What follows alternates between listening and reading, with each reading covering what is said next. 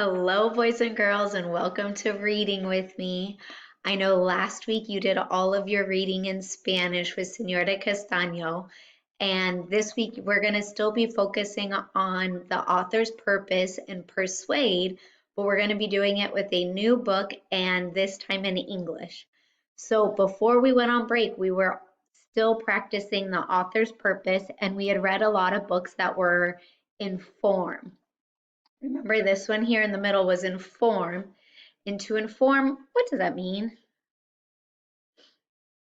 I hope you said to teach you something. They're trying to help you learn, right? And so the pictures I drew were the teeth because we had read a lot of animal books about teeth, but we also read about honeybees and dragonflies and staying safe at school. So we did a lot of inform books, and then we've also done some entertain. And what does entertain mean?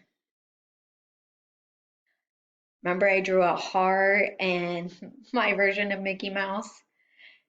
Because entertain means it's something you like or something you enjoy.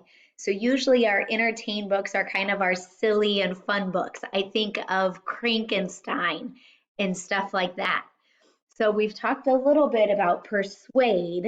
And remember, persuade means they're trying to make you do something or they want you to believe the same thing they believe. So kind of like with our writing last week, you had to persuade me on which you thought was a better pet, a cat or a dog. So this week, when we read our books, the author is going to be trying to persuade us. So I hope you enjoy our books this week, and I can't wait to see your responses. I miss you guys. Bye.